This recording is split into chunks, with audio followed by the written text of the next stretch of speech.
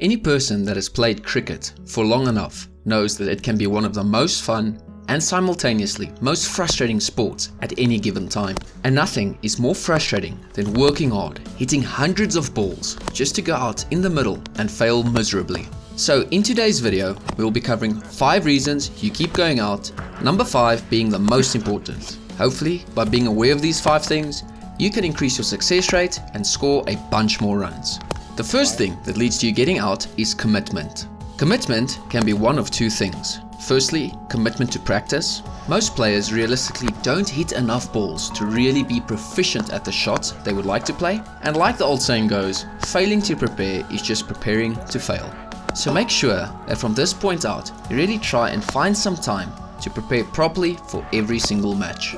The second form of commitment has got nothing to do with practice and preparation, but with the commitment to the shot in a match situation. Whether you decide to play a shot, whether it be practice or match situation, always be fully committed to the shot. This gets you into the best possible position and leaves you with no regrets if it doesn't go your way. The second thing that leads to players losing their wicket is patience. With the current high speed of the game, a lot of players get too greedy for runs and don't respect the bowler enough. I myself, as well as every other batter to ever play the game, has fallen victim to this at some point in their lives. You always have a lot more time than you think, and you can always catch up at the end. So make sure to read and understand the game situation and play accordingly. Having wickets in hand at the later stages of an innings can yield massive run games for your team. So make sure you take your time, value your wicket, give yourself a chance, and capitalize on the bowling team's frustrations. Moving on to the third reason players get themselves out is confidence. For the purpose of this point, confidence will be directly linked to fear, specifically the fear of getting out.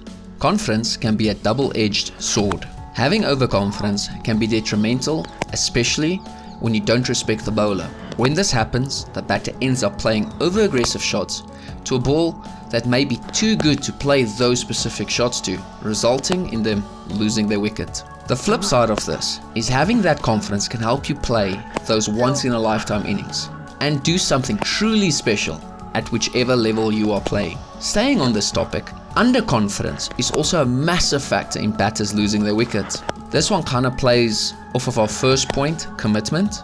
When a batter is low on confidence, they tend to not trust their decisions, they tend to not have good positive movement, and they tend to not play a positive brand of cricket. This will result in the batter being stuck on the crease, not scoring off of balls that you should be scoring off, and leading to panic and getting yourself out.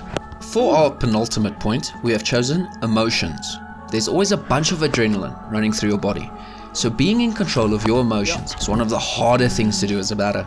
We have all been in that situation where the opposing team makes an underhanded comment, something personal that could get under your skin.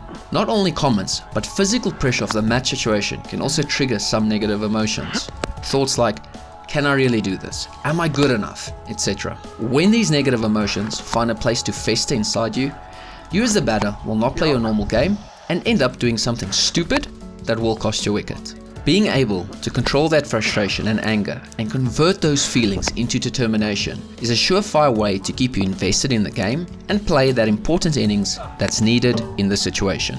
At this point, I would like to pull on your emotional heartstrings and ask you to like this video so it can get recommended to more players that might need it.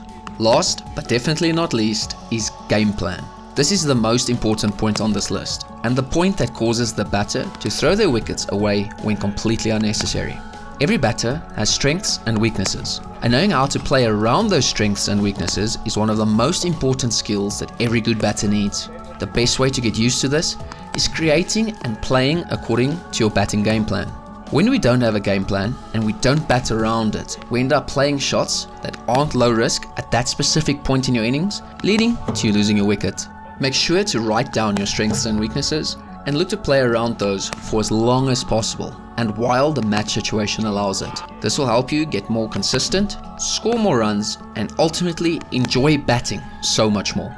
We have covered creating a batting game plan in great detail in a previous video. I will link the video in the top left corner as well as in the description below. Thank you all very much for watching this video and supporting this channel. Talking about sport, a big thank you to the following members that help us make these videos possible: Ray, Hammer, Stanio, Lima, and Yuan.